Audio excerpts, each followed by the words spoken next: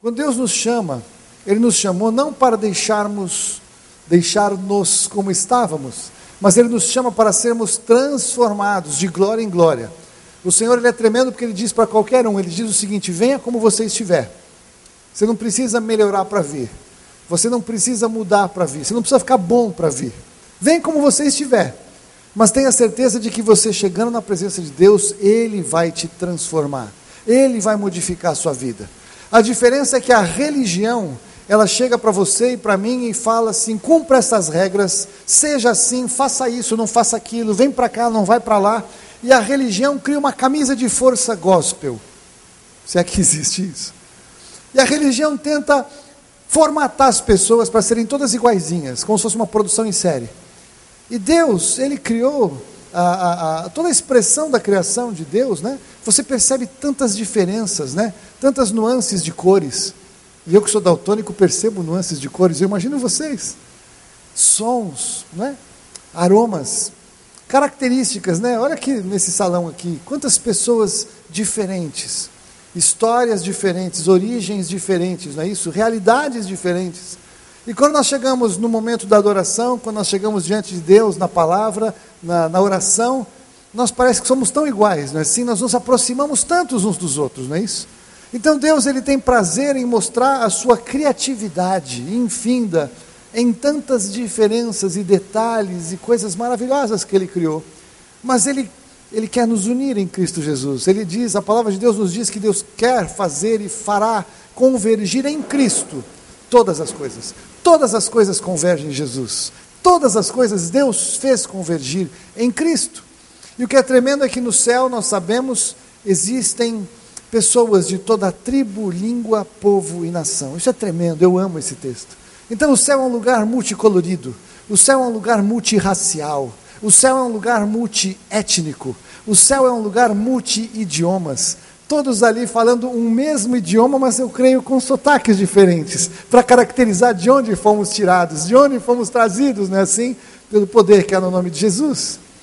E é uma bênção a gente poder passar a nossa vida experimentando e conhecendo mais de Deus.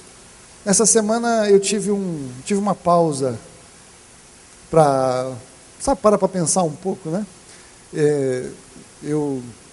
Eu sou convertido já a Jesus há mais de 40 anos. E eu estava vendo assim como parece que eu vivi algumas vidas. Não que eu seja da reencarnação, não é isso? Eu vivi uma única vida aqui, eu nasci aqui. A Bíblia diz que o homem está destinado a viver uma só vida, porque vai morrer uma só vida. Morrer uma só morte. Viver uma só vida, morrer uma só morte, vindo depois disso o juízo. Uma vida para viver. Mas se você parar para pensar, muitos de nós parece que vivemos vidas, né? Eu comecei a lembrar minha vida lá em pequenininho, em Barbacena, com os meus pais, né? Então eu garotinho, eles me levando na igreja, e aí a revelação de Jesus que eu tinha quando eu era criança, a compreensão que eu tinha da palavra de Deus, as expectativas, a forma como eu pensava acerca de Deus, e como eu pensava das realidades espirituais, né? Eu tinha uma compreensão pequena em relação àquela que eu posso ter hoje, não é assim? Aí em minha adolescência, aí depois da minha vida mais madura, e aí principalmente os últimos anos, eu posso dizer que hoje eu conheço a Deus muito mais do que eu conhecia antes. Hoje eu conheço Deus de uma maneira muito mais pessoal e presente do que o da religião, o da igreja, o da liturgia, sabe assim?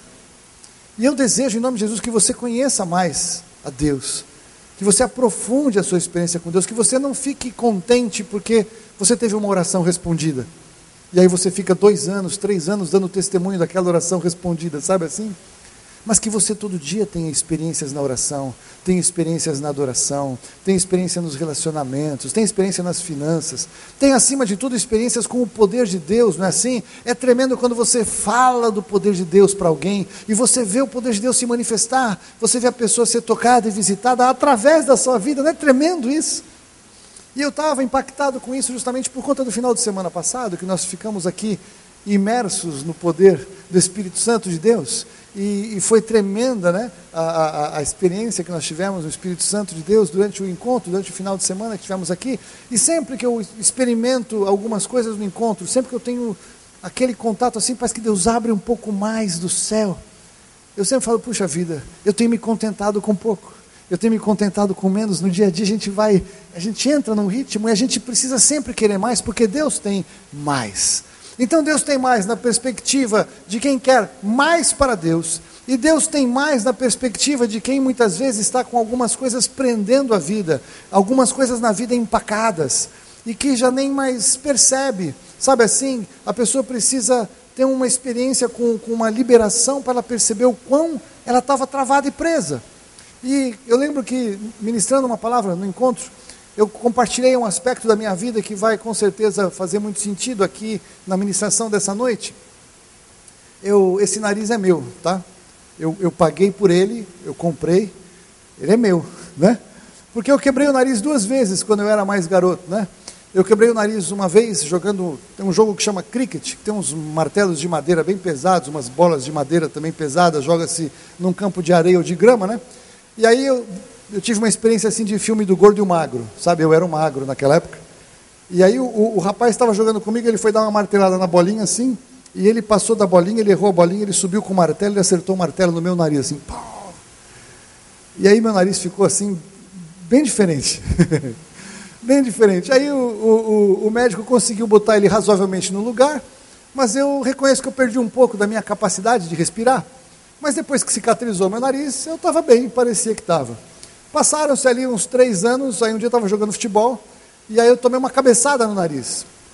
E uma coisa é o seguinte, depois que você quebra uma vez, quando você quebra a segunda, você sabe que você quebrou, mesmo que as pessoas tentem te acalmar. Porque eu estava lá no meio do campo, tal, não estava doendo naquele momento, estava quente do jogo, né? Aí eu falei, pessoal, não, tudo bem, vamos continuar jogando, aí, manda lá, né? Aí os caras, não, Haroldo, para um pouquinho, sai um pouquinho, espera lá um pouco, depois você volta. Não, estou bem, pode... Não, vai lá um pouquinho. Eu falei, caramba, acho que eu quebrei o nariz então. E era um acampamento de jovens ali em Atibaia, acampamento Palavra da Vida, o estádio do Palavra da Vida chamava Estádio do Palavrão, mas ninguém falava palavrão lá, glória a Deus. Aí eu pedi um espelho, né, porque tinha os quartos das meninas ali perto, né. Aí quando as meninas me trouxeram o espelho, eu vi que eu estava respirando de lado, sabe assim? Estava tudo torto. E aí, a partir daquilo, arrumei meu nariz, continuei vivendo a minha vida, mas eu comecei a ficar cansado mais rápido, assim. Eu era jovem, já era jovem desde então. E aí, cansado, dor de cabeça, eu tinha muita dor de cabeça. E aí, quando eu ficava gripado, eu me sentia assim, naqueles filmes que o cara vai mergulhando o cara dentro d'água assim para confessar, sabe filme de gangster, de mafioso, confessa, e enfia a cabeça do cara dentro d'água assim. Então eu vivia com os meus tubinhos de Aturgil, de Afrin, e eu era viciado, dependente químico daqueles medicamentos lá para respirar bem, até que um dia eu tive uma oportunidade de fazer uma consulta com um médico lá. Melhorou minha vida profissional, eu já tinha um plano de saúde lá que cobria algumas cirurgias, eu fui ver o meu nariz com o cara. Aí o cara mediu, eu tinha menos de 30% de um lado e menos de 50%, 40% do outro lado. Ele falou, vamos operar esse nariz aqui que você vai ficar ótimo, né? Bom, aí eu fui, fiz aquela cirurgia, e é interessante, quando voltou a anestesia, eu quase matei as enfermeiras e quebrei o centro de recuperação, porque quando eu voltei da cirurgia, o camarada tinha enfiado 2 tampões de espuma, assim, dentro de cada narina, né? E aí, é aquela coisa reflexa, você está com a boca fechada e tenta respirar pelo nariz. Então, eu não conseguia respirar. Aí, comecei a fazer sei lá o quê, aí o pessoal, respira pela boca. E aí, quando eu consegui ouvir, aí, é verdade, funciona. Volta daqui 2 semanas que nós vamos tirar os tampões. E tirar o tampão é uma coisa impressionante. A cabeça tem pressão, sabe assim? Você tem pressões, né? E aquele negócio que estava enfiado lá no fundo da minha alma, saía quase da minha testa por dentro, o cara foi puxar aquele negócio, era tanta pressão para tirar, ele quase que me jogou no chão com o joelho em cima do meu peito para tirar aquele negócio assim, parecia filme. E quando ele conseguiu arrancar aqueles 2 tampões assim, parecia que eu tinha 2 buracos na cara e que tinham ligado um ventilador assim. Poxa, respirar é isso, eu nunca respirei na minha vida. Eu não sabia o que era respirar, porque os acidentes de percurso da minha vida tinham misturado a minha compreensão do que era respirar, e eu tinha me adaptado a uma respiração ridícula, eu respirava quase nada. Então meu corpo reclamava com dor de cabeça, reclamava com cansaço, a minha gripe era uma tragédia. E dali em diante, a minha vida mudou. minha qualidade de vida mudou. Mas se eu nunca tivesse tido a oportunidade de consultar aquele médico, se eu nunca tivesse tido feito aquela cirurgia, eu viveria a minha vida e eu ia achar que estava tudo bem. Mas algumas coisas da minha vida não teriam melhorado. Você está entendendo como é que a coisa funciona? Nós nos adaptamos e nos acomodamos com determinadas coisas na nossa vida que nós achamos que está tudo bem. E nós só temos a oportunidade de saber que não está tudo bem quando nós temos revelação, quando nós temos a oportunidade de acessar algo melhor, quando nós temos a oportunidade de ter a revelação, a compreensão, de ser aberto um acesso a alguma coisa que nós não sabíamos antes, e que faz toda a diferença, porque fazia muita falta, mas nós não reparávamos. E é interessante que essa é uma realidade espiritual, e eu quero trazer essa realidade espiritual para a tua vida hoje, para você refletir algumas coisas, pelo poder do Espírito Santo de Deus, em nome de Jesus. Eu quero hoje tirar os tampões da sua vida espiritual, em nome de Jesus, amém? Mas, nessa questão que eu comecei falando de tanto tempo andando e compreendendo mais da palavra de Deus, eu creio que uma das coisas mais profundas, ou mais poderosas, no sentido de organizar minha compreensão acerca da palavra de Deus, acerca do Evangelho, foi um dia, eu gosto muito do livro de Eclesiastes, e no livro de Eclesiastes, um dia, eu tive sabe aquela coisa, você lê um monte de vezes, mas de repente você entende mesmo, sabe, você conhece alguma coisa, você sabe alguma coisa, mas de repente você tem uma revelação mais profunda de uma verdade espiritual, e esta revelação ajuda a organizar uma série de outras coisas que você já sabe, né? O Espírito Santo trabalha muito assim. Então essa questão, lá do livro de Eclesiastes, no capítulo 1, por favor, abra ali comigo, capítulo 1 de Eclesiastes.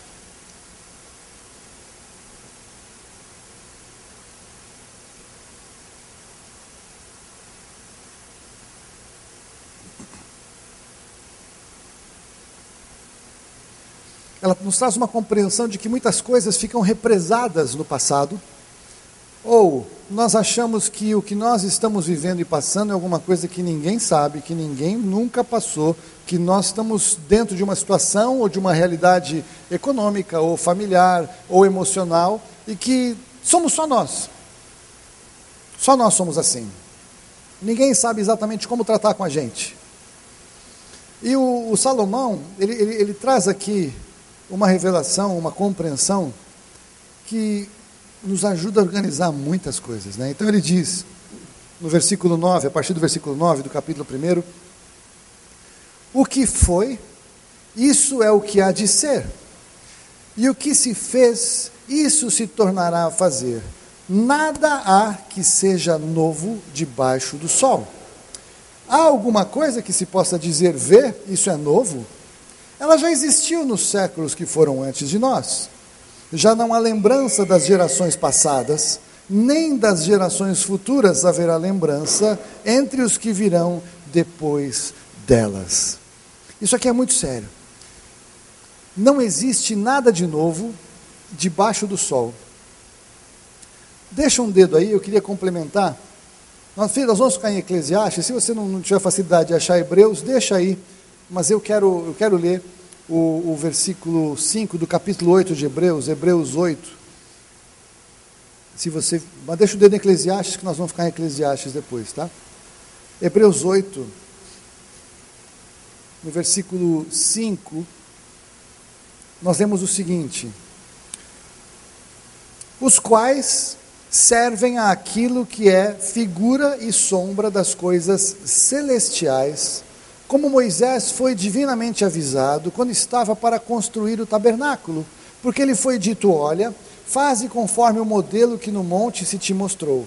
Mas agora alcançou ele ministério tanto mais excelente, quanto é mediador de um melhor pacto, o qual está firmado sobre melhores promessas.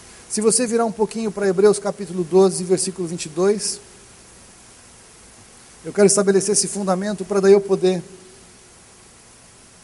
fluir no que eu quero compartilhar com você. Hebreus 12, 22, mas tendes chegado ao monte Sião, e à cidade do Deus vivo, a Jerusalém celestial, a miríade de anjos, a universal assembleia e igreja dos primogênitos inscritos nos céus, e a Deus, o juiz de todos, e aos espíritos dos justos aperfeiçoados, e a Jesus, o mediador de um novo pacto, e ao sangue da aspersão que fala melhor que o de Abel. Então agora vai ficar um pouco mais fácil eu construir o que eu quero construir com você. Alguns já estão acostumados com isso, outros nem tanto. Todas as coisas que existem aqui neste mundo natural, elas são figuras e sombras do que existe no céu, do que existe na presença de Deus antes da nossa existência. Todas as coisas que Deus criou, tudo que foi criado, Ele criou segundo padrões celestiais, como foi, por exemplo, a revelação que Ele deu para Moisés do tabernáculo. O tabernáculo, ele expressa uma realidade celestial, ele expressa formas, ele expressa contornos, ele expressa lugares, ele expressa posições que são posições celestiais. Tudo que acontece aqui na terra são manifestações ou expressões reduzidas de verdades espirituais celestiais. Por exemplo, nós aqui na terra, nós conhecemos a figura do cordeiro, não é assim? Nós aqui de São Paulo, nós temos acesso ao cordeiro pela televisão. Outros lugares as pessoas têm um cordeiro mesmo, né? Mas no campo é possível ter ali um cordeiro. Agora, a figura do cordeiro, ela mostra o que para nós? Ela revela aspectos da identidade de Jesus, o cordeiro, que foi morto desde a fundação do mundo. Então o cordeiro é uma realidade celestial, ou aspectos de um cordeiro, são aspectos que faziam parte da realidade de Jesus antes da criação. Então quando Deus ele cria um cordeiro para que todo homem, quando olhar um cordeiro, tenha uma revelação de Jesus, para que quando ele ouvir falar do Evangelho, falar que Jesus é o Cordeiro de Deus, que tira o pecado do mundo, ele receba uma compreensão maior do que a pregada, porque Jesus é um cordeiro como era antes. Mas ao mesmo tempo, quando nós entendemos a figura do leão, o leão também agora é a expressão nova de Jesus, não é assim? Ele é o leão da tribo de Judá. Então quando nós temos a revelação de um leão, este leão expressa uma realidade da majestade, da autoridade de Jesus, antes de que esse sistema fosse criado. No céu, por exemplo, existe aquele trono majestoso de Deus. Deus assenta num alto e sublime trono. A descrição do trono de Deus no livro de Isaías, no livro de Apocalipse, é tremenda. Não há palavras que possam expressar a realidade do trono de Deus. Então, existindo um trono antes, reis, por mais ricos que possam ser os reinos, tentam reproduzir as figuras de tronos, e nós achamos normal que um rei assente num trono, não é assim? Agora, um rei que assenta num trono, ele está apontando para a realidade de que existe um rei anterior e eterno, que reina num trono incomparavelmente mais alto, mais sublime, mais rico, mais poderoso, na eternidade anterior, que é o trono do nosso Deus. Então, quando Salomão nos diz em Eclesiastes, voltando para lá, que não existe nada de novo debaixo do sol, num primeiro momento eu quero trazer que nada do que tem aqui é uma novidade em relação ao que existe no céu. Amém? Está claro isso? Até para dizer que no céu foi onde o pecado começou. Não no ambiente de Deus, nós temos que separar os lugares celestiais, que eles têm talvez camadas, mas o pecado entrou aqui na terra, através de Adão, e através do pecado, da tentação que foi trazida a Eva pela serpente. Mas o pecado tinha acontecido na eternidade anterior, quando Lúcifer se rebelou diante de Deus, e quando ele seduziu 1/3 dos anjos para que desobedecessem as regras, desobedecessem as leis espirituais que Deus tinha estabelecido antes. Então veja que aqui no nosso mundo nós temos transgressão a leis, nada mais é do que uma reprodução do que já aconteceu na eternidade anterior, quando leis foram quebradas, foram descumpridas e tiveram consequências. Então ali no sistema anterior nós temos um juiz que julga, da mesma forma como nós temos aqui juízes que julgam. Você entende como tudo que tem aqui é uma referência do que tem lá, né? E assim entrou o pecado, e assim então consequências do pecado, elas manifestam consequências que Deus estabeleceu de uma certa maneira sobre Lúcifer quando pecou. Ser banido da presença de Deus, ser lançado para um lugar mais baixo do que onde ele estava, o agrupamento de pessoas que ele traz e que o seguiram, vão junto com ele, quer eles tenham entendido todas as coisas ou não, eles estavam juntos, aceitaram participar da rebelião, sofrem as consequências junto. Vocês já viram aqueles camaradas que às vezes se envolvem com más companhias e de repente o líder da turminha faz um assalto? e aponta uma arma e sai todo mundo correndo. Talvez aquele cara, ele não era o mentor intelectual do crime, mas ele vai junto com a galera porque ele estava junto, e até ele explicar que não era bem assim, não vai ser muito fácil, não é isso? Talvez alguns anjos não tivessem pensado na gravidade da consequência, mas eles entenderam que eles estavam transgredindo. Eles talvez não foram os mentores da turma mais central de Lúcifer, na sua estratégia de tentar tirar Deus do trono, mas eles se rebelaram, eles entraram num sistema e colheram as consequências junto. Ou seja, não existe nada de novo na terra que não exista no céu. No céu nós temos Deus Pai. E nós temos a figura do Pai aqui na terra como uma manifestação da paternidade que Deus espera exercer sobre a sua vida e sobre a minha vida através da salvação em Cristo Jesus. Ele é o Pai acima de todas as compreensões do que é um Pai. E Lúcifer, ele exerce uma perversão, que é uma paternidade corrompida, que é uma distorção de ser pai na figura que Deus é. Então, quando nós nascemos, e antes que nós tenhamos compreensão de qualquer coisa, já existe uma figura de um pai, já existe uma figura de uma mãe. Nós somos de alguma maneira formatados por Deus para compreender o que Deus espera de relacionamento conosco, a partir do momento que nós tenhamos capacidade de discernir, de entender quem somos e de nos relacionar com eles, com Ele. Ok? Até aqui? Tudo bem? Estão comigo? Agora, se de uma certa forma, ou por um lado, não existe nada de novo no céu, ou debaixo do céu, nós lemos aqui também nesse texto aqui de Eclesiastes 1, de 9 a 11, que não há nada de novo na humanidade. A humanidade age igualzinho. Nós não, só porque nós temos um pouco mais de tecnologia do que talvez supostamente já houve aí disponível para outras sociedades que viveram antes de nós, isso não significa que nós somos uma sociedade que tenhamos tantas coisas diferentes daquelas que já viveram antes. Nós não somos melhores do que aqueles que viveram antes de nós, nós não temos lutas diferentes do que aqueles tiveram, nós não temos manifestações várias de amor, de carinho, de relacionamentos, ou de lutas, ou de problemas, ou de quaisquer que sejam as situações diferentes das delas. Por isso que a palavra de Deus ela é atual sempre, porque a mesma palavra de Deus que foi revelada para funcionar naqueles dias, ela é poderosa para funcionar hoje. Então não pense que você vive num tempo em que os recursos de Deus não servem mais, porque esse é um engano de Satanás para tentar confundir a sua vida e tentar levá-lo a procurar soluções para a sua vida em outros lugares, como se a Bíblia estivesse ultrapassada, como se a realidade de Deus não fosse eterna, como se Deus não pudesse ter mais solução para a sua vida. E ele faz isso criando uma confusão muito sutil, colocando alguns dogmas das religiões cristãs que supostamente estariam em desacordo com a pós-modernidade, para dizer não, tem que mudar o sistema, tem que mudar a forma de religião, porque nós estamos no século XX, a sociedade mudou, os jovens são diferentes, os adultos são diferentes, tudo mudou, então nós vamos rever os dogmas religiosos, temos que mudar o que foi dito antes, porque não funciona mais. Isso funcionava 2, 3 mil anos atrás, hoje não funciona mais, hoje é diferente, nós somos modernos. Você já ouviu esse tipo de pensamento? Você já pensou esse tipo de pensamento? A palavra de Deus ela é eterna. Deus não precisa mudar, porque Ele não foi surpreendido pela suposta, entre aspas, evolução da humanidade.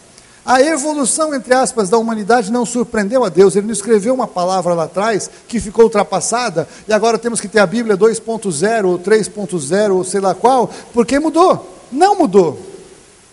A palavra de Deus é eterna. Deus já te conhecia desde sempre, Ele te viu na barriga da sua mãe, Ele escreveu todos os seus dias, porque Ele sabia quem você seria, Ele sabia tudo a teu respeito, Ele sabe tudo a teu respeito.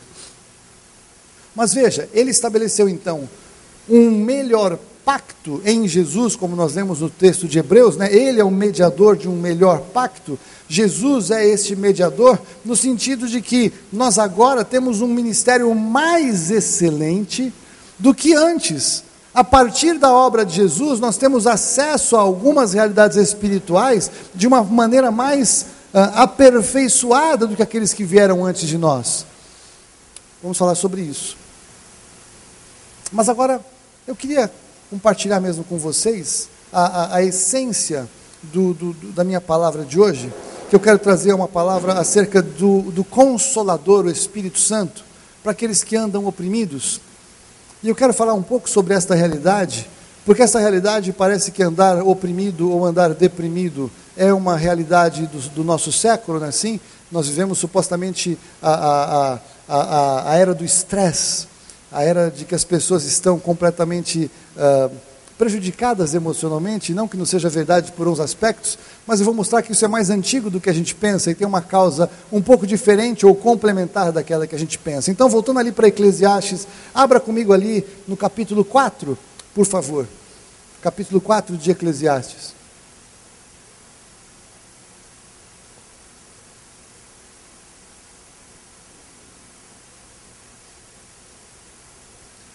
E nós vamos ler o versículo 1 apenas, dizendo o seguinte: Depois voltei-me e atentei para todas as opressões que se fazem debaixo do sol. E eis as lágrimas dos oprimidos, e eles não tinham consolador. Do lado dos seus opressores havia poder, mas eles não tinham consolador.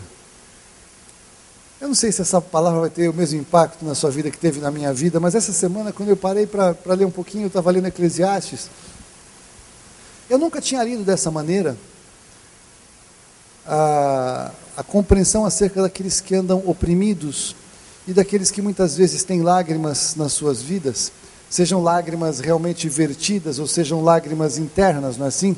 Porque, afinal de contas, por exemplo, o homem que é homem não chora, não é assim?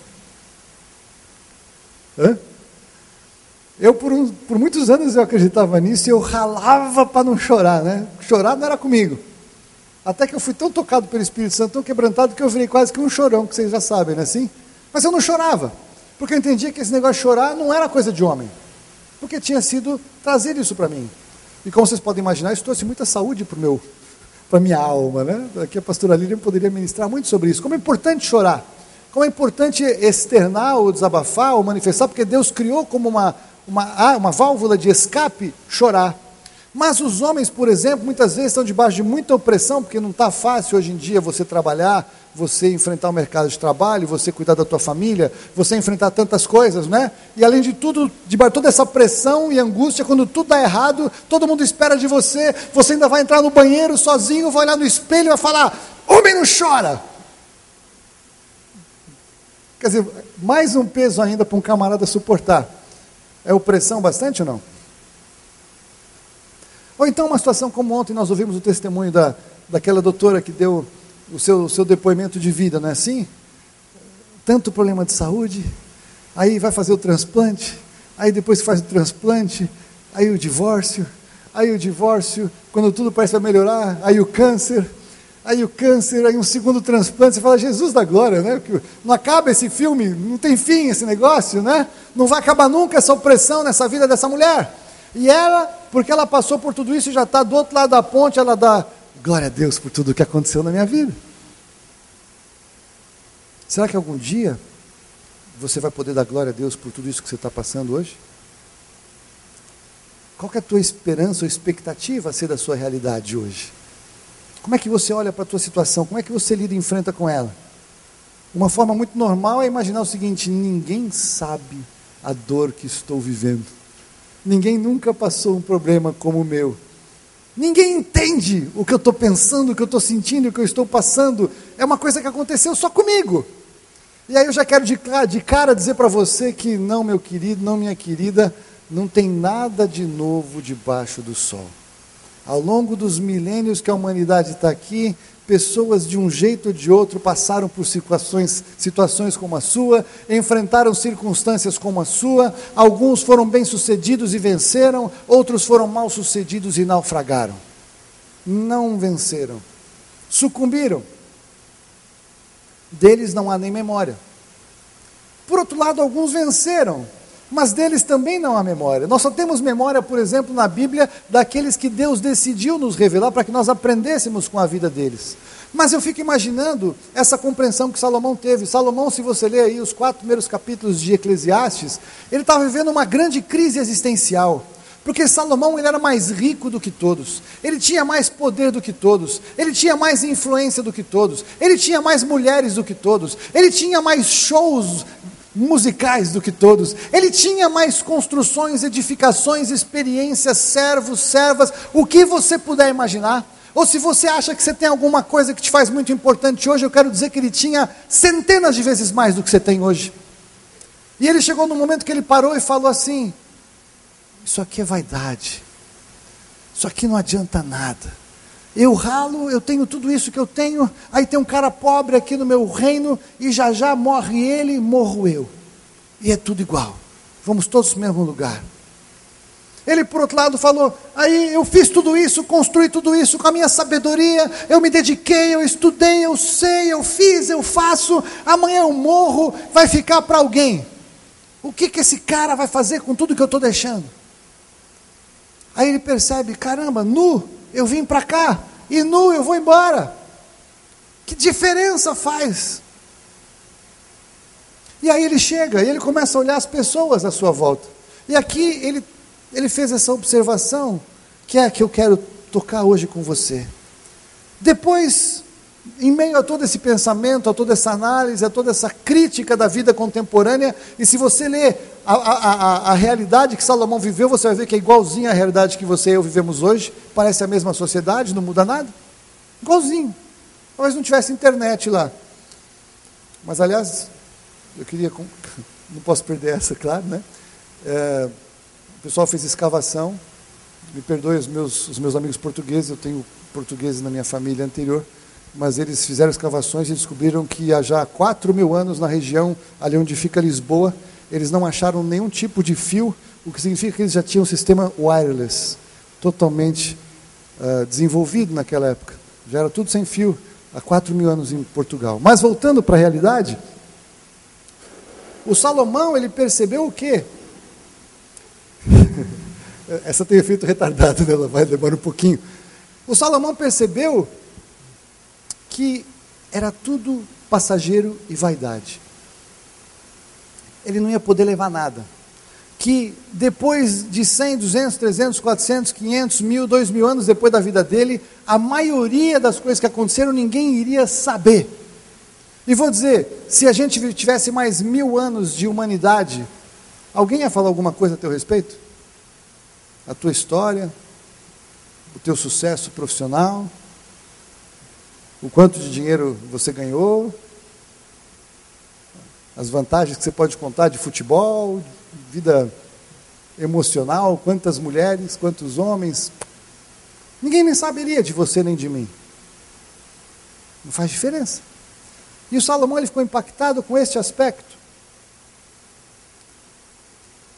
Atentei para as opressões que se fazem debaixo do sol, e eis as lágrimas dos oprimidos, e eles não tinham consolador. E do lado dos seus opressores havia poder, mas eles não tinham consolador. Você já foi oprimido por alguém em posição de autoridade contra a tua vida? Já foi oprimido por um chefe? Já foi oprimido por um pai? Já foi oprimido por um credor? Já foi oprimido pela própria justiça de uma maneira excessiva? Já passou por opressão em que alguém que era contra você tinha poder, tinha força, tinha autoridade tal, que você não conseguia argumentar, você não conseguia receber justiça, você não conseguia fazer a sua voz ouvida, você não conseguia reverter essa situação, parecia que estava tudo perdido, ou talvez seja a tua realidade hoje, talvez a vida te oprima de uma maneira tal hoje, que parece que não há esperança, porque a vida te oprime. É um conjunto de circunstâncias, é tudo. Parece que está todo mundo contra você. Já viveu essa sensação paranoica? Todo mundo contra mim. E ele falou o quê? O poder estava com os opressores, e estes, oprimidos nas lágrimas, quebrantados, não tinham nem consolador, não tinham nem poder, nem consolador. Estavam condenados a morrerem. Mas aí, o Salomão, ele estava do outro lado do nosso rio, amém? Salomão viveu antes de Jesus. Salomão viveu antes da Bíblia começar a ser agrupada. E o profeta Isaías, ele já começa a trazer uma palavra de Deus, porque Deus, ele sempre atentou para a situação dos oprimidos, ele sempre atentou para a situação daqueles que sofrem, porque desde que o pecado entrou, o sofrimento entrou, e Deus sabia que havia consequências que seriam estabelecidas ao longo de milênios na vida da humanidade sem ele, separada dele, e ele tinha que começar a providenciar soluções, ele tinha que começar a trazer palavras de esperança, e acima de tudo ele tinha que apontar para Jesus que havia de vir. Então, se você olha no Velho Testamento, antes de Jesus, todo o relacionamento de Deus é Deus Pai se relacionando com a humanidade. É Deus Pai falando, se revelando, determinando, estabelecendo, e falando acerca do Filho que haveria de vir. Depois nós temos Jesus, que viveu 33 anos e pouco aqui na terra. E enquanto ele esteve aqui, ele ensinou todas as coisas, ele cumpriu a obra de salvação, ele cumpriu a revelação de Jesus, a revelação de Deus Pai. E depois ele vai e deixa o Espírito Santo, nós vamos ler sobre isso. Quando ele vai embora, fica o Espírito Santo. Nós estamos agora na época em que o Espírito Santo é quem se move aqui. Jesus foi embora, Deus está lá, quem está aqui é Jesus. Você entende isso? Primeiro Deus Pai, depois Deus o Filho, e agora quem se move? Deus Espírito Santo. Então, Deus mandou uma palavra profética através de Isaías. Isaías 61, nós vamos ler 3 versículos. E nós começamos a entender que aqueles opressores e aqueles oprimidos, aqueles que sofriam nos dias de Salomão, que aparentemente não tinham consolador, que aparentemente o poder estava com os seus opressores, Deus viu aquela realidade. Aquela realidade não passou desapercebida para Deus. Aí Deus ele estabelece esta promessa através de Isaías, capítulo 61, versículo 1. Nós vemos o seguinte: o Espírito do Senhor está sobre mim, porque o Senhor me ungiu para pregar as boas novas aos mansos, enviou-me a restaurar os contritos de coração, a proclamar liberdade aos cativos e a abertura de prisão aos presos, e a pregoar o ano aceitável do Senhor e o dia da vingança do nosso Deus, e consolar todos os tristes, a ordenar acerca dos que choram em Sião que se lhes dê uma grinalda em vez de cinzas, óleo de alegria em vez de pranto, vestes de louvor em vez de espírito angustiado, a fim de que se chamem árvores de justiça, plantação do Senhor, para que ele seja glorificado. Então, ao longo do Velho Testamento, ao longo do tempo anterior a Jesus, Deus tinha sistemas de proféticos. Jesus virá, o Cordeiro será sacrificado, há esperança, haverá transformação, haverá justiça para os que sofrem injustiça, haverá uma transformação eterna para aqueles que me buscam, para aqueles que esperam em mim. É só vocês esperarem que virá o meu filho, virá a minha promessa, ele vai nascer em Belém, ele vai nascer de uma virgem, ele vai nascer de uma forma sobrenatural. Havia uma série de profecias acerca de Jesus que havia de vir, e em Jesus toda a solução para o homem estaria cumprida. E é isso que foi dito aqui, resumidamente só pelo profeta Isaías. Mas agora vamos comigo ali para Lucas capítulo 4.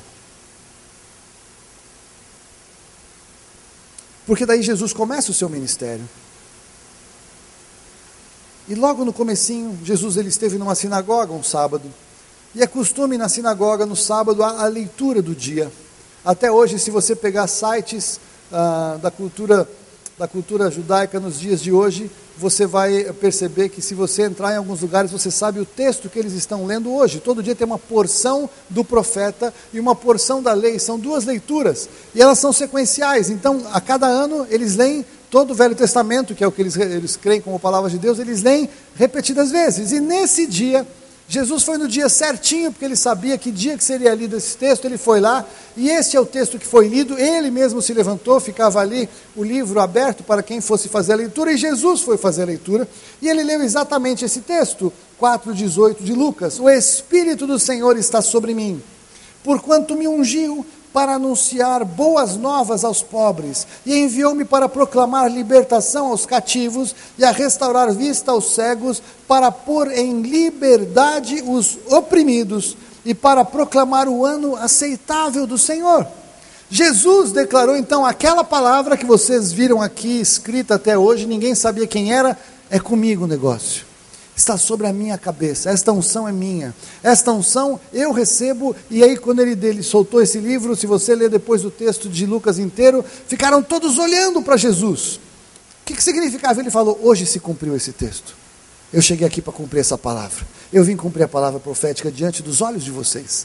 Então, eu sou aquele que vou tirar, então, trazendo para a nossa palavra de hoje, os oprimidos dos lugares de dores. O Espírito do Senhor está sobre mim, Ele me ungiu para que eu seja aquele que vou tirar os oprimidos dessas prisões, vou tirá-los desses lugares de dores, vou tirá-los desses cativeiros, porque eu tenho autoridade para isso. Jesus disse assim. E se você virar um pouquinho mais para frente, você vai ver ali, no capítulo 10 de Atos 36, Atos 10, 36,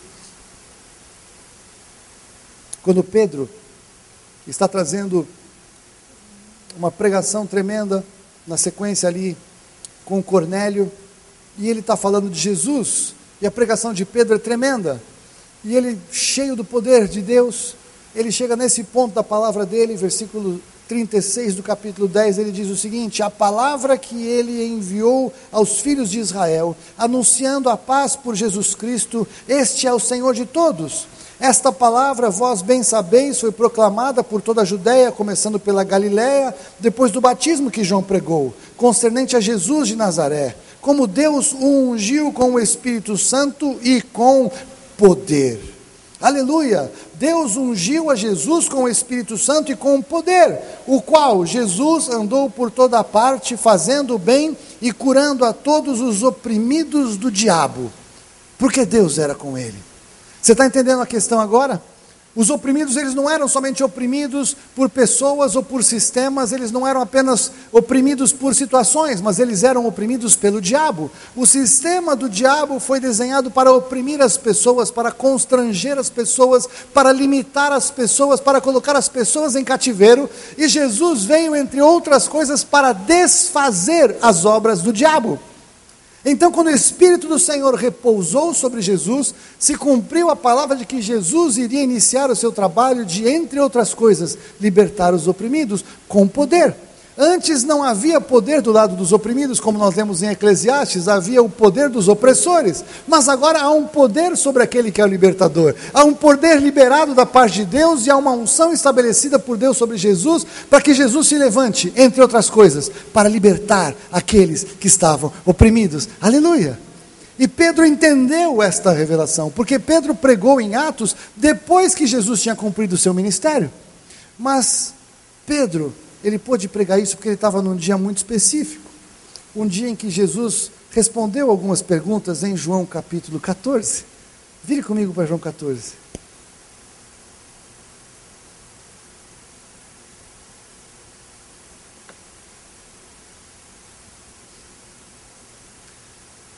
e Jesus diz o seguinte a partir do versículo 15, se me amardes, guardareis os meus mandamentos, e se vocês fizerem isso, eu rogarei ao Pai, e Ele vos dará outro Consolador, para que fique convosco para sempre, a saber, o Espírito da verdade, o qual o mundo não pode receber, porque não o vê nem o conhece, mas vós o conheceis, porque ele habita convosco e estará em vós. Mas o versículo 26, mas o Consolador, o Espírito Santo, a quem o Pai enviará em meu nome, esse vos ensinará todas as coisas e vos fará lembrar tudo quanto eu vos tenho dito. E aqui Jesus faz uma separação. Conhecer o Consolador não é para quem é do mundo. Quem é do mundo é quem não é de Jesus. Quem não é de Jesus é do mundo. Não é quem é da igreja que é de Jesus, porque tem gente do mundo dentro da igreja. Nenhum de vocês em nome de Jesus, amém? Glória a Deus.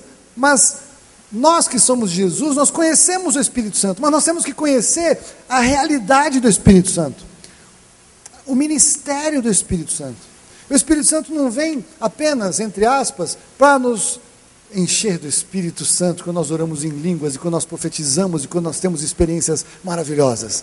Ele não vem apenas, entre aspas, quando nós pregamos o Evangelho com ousadia, e ele enche a nossa boca de palavras, ele enche a nossa boca com discernimento, e nós falamos realidades espirituais, e os corações das pessoas são confrontados pela sabedoria que o Espírito Santo dá. Ele não vem apenas nos dar poder, entre aspas, para expulsarmos os demônios, mas ele também vem na nossa vida como Consolador, quando nós estamos debaixo debaixo de opressão, quando nós estamos debaixo de lutas, quando nós estamos passando por problemas, e Ele vem para nos ensinar todas as coisas, Ele vem para nos conduzir a toda a verdade, Ele vem para nos revelar a própria palavra de Deus. Ele foi deixado para exercer o ministério. Hoje, Deus, hoje, na terra, é o Espírito Santo. Alô! Nós às vezes temos um problema com o Espírito Santo. Até a Fúvia, quando eu estava compartilhando com ela hoje, quando a gente estava caminhando, ela falou, como é que chama aquele cara? O Francis Chan, até tem um livro dele que é o Deus esquecido. Jesus da glória. O Deus esquecido é o Espírito Santo. O Espírito Santo é Deus, aleluia. Ele não é um Deus menor, Ele não é um Deus de segunda categoria, que me perdoe o Espírito Santo de Deus, mas Ele é Deus. A manifestação de Deus hoje é o Espírito Santo de Deus que age neste tempo. Qual é a função dele? Revelar Jesus, glória a Deus. Ele revela Jesus, mas Ele nos revela a palavra. Se você entendeu a palavra algum dia, é porque o Espírito Santo te revelou. Se enquanto eu estou pregando aqui, você entender a palavra que eu estou trazendo, é porque o Espírito Santo te revela. É a função do Espírito Santo trabalhar hoje. Deus no Velho Testamento, Jesus por 33 anos e meio, para fazer a obra que Ele fez, e quem opera hoje é o Espírito Santo de Deus. Até quando? Até Jesus retirar a igreja. É o Espírito que atua hoje, e Ele atua como o Consolador, que traz poder, que vem para revelar a palavra. E ainda assim, os últimos textos que eu quero ler hoje. Pedro ministrou que Deus ungiu a Jesus com o Espírito Santo e com poder, e Ele curou todos os oprimidos do diabo. Ele disse que o Espírito Santo não é o Consolador, o mundo não pode receber, porque não o vê nem o conhece, mas vós conheceis. E aí eu vou dizer o seguinte para você e para mim, meu querido e minha querida. Você e eu não podemos mais ser oprimidos em nome de Jesus. Você não pode andar oprimido e achar normal. Você não pode, como eu, aprender a respirar com 30% ou 20% da tua capacidade respiratória, espiritualmente falando, e achar que está tudo bem, e continuar andando com a opressão e achar que está tudo bem. E o que é opressão? Tem várias formas de opressão. Alguns de nós estamos sempre meio irritados com as coisas. Sabe assim, aquelas pessoas que dão choque assim? Tudo bem por quê? Desculpa, só queria saber se estava tudo bem. Ou, está tudo bem?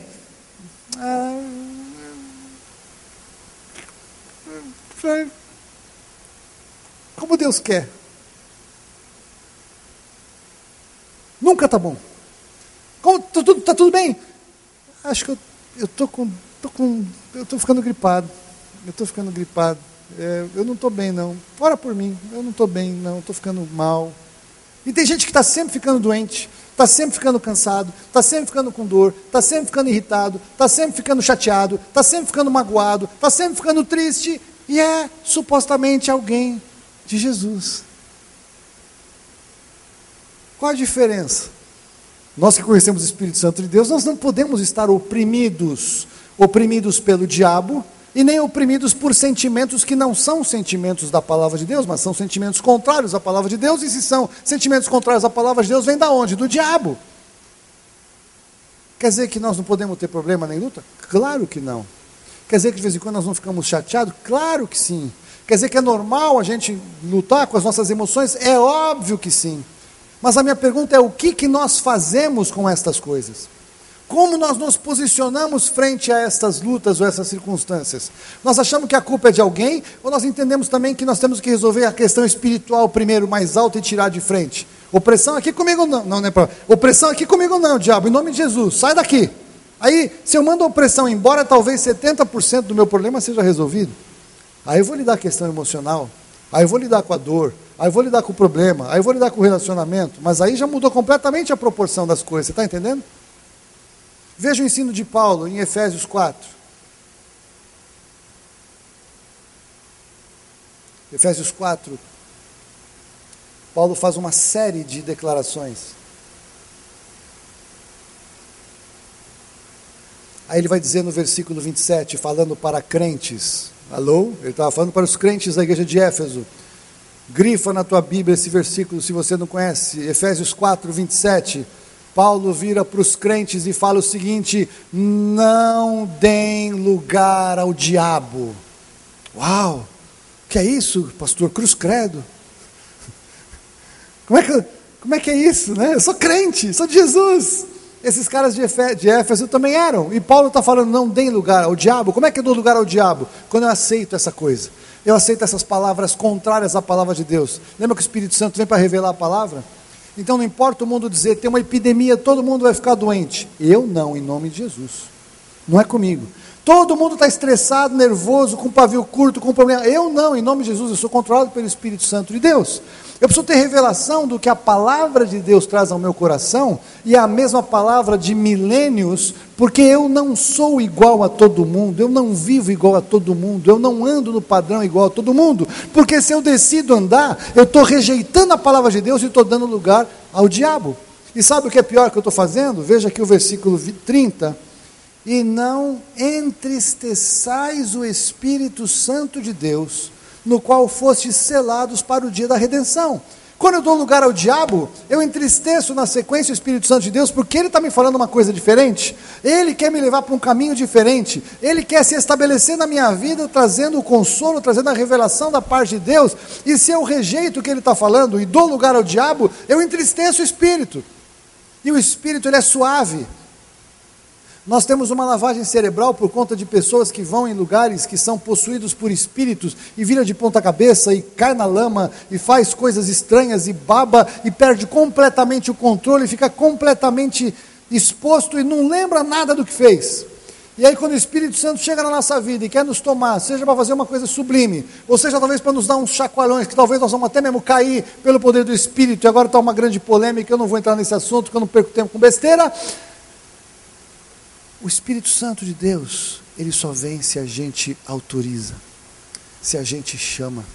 Se a gente rejeita, ele se entristece e espera até que você e eu venhamos a decidir dar lugar ao Espírito, para que ele flua. Agora, sabe o que é pior que entristecer o Espírito Santo? 1 Tessalonicenses 5,19.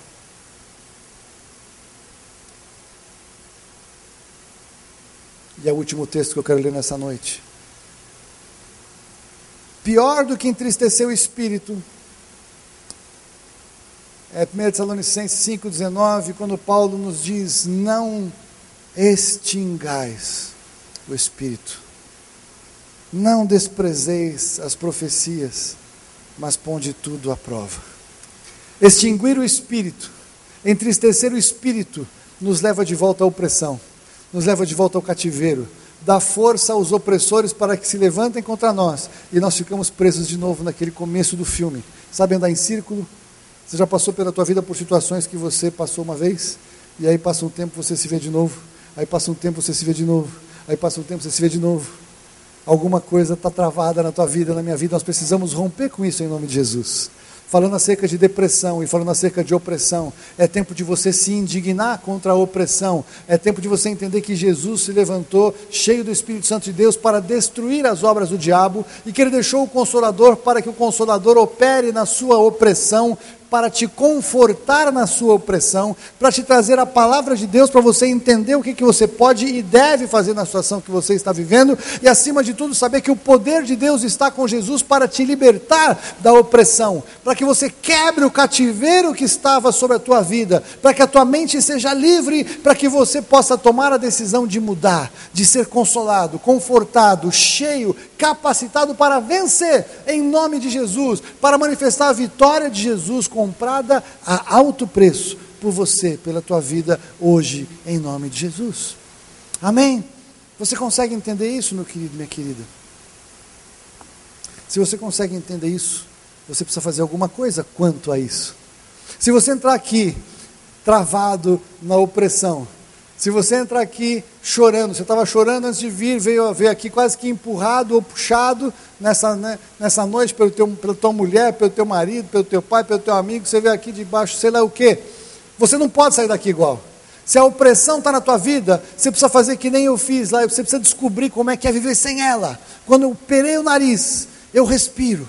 Você precisa ter a respiração da tua vida com Deus liberada nessa noite, para que você entenda o que é ser verdadeiramente livre em Jesus, porque você já esqueceu. aquela liberdade, aquele poder, aquela vida que estava no primeiro dia, quando você se converteu, quando você conheceu a Jesus, quando você entendeu a palavra e você convidou o Espírito Santo de Deus a entrar na tua vida, a revelar Jesus, aquela realidade, ela está disponível hoje para você e para mim, hoje. Mas você precisa entender que essa conversa é com você, e precisa decidir romper com isso, em nome de Jesus. E eu quero dar uma oportunidade de você fazer isso. Estamos aqui todos hoje, todos cristãos, eu conheço todas as carinhas aqui. Eu quero dar uma oportunidade seguinte, abaixa a tua cabeça, fecha os teus olhos. Eu só quero orar por você nesta questão específica.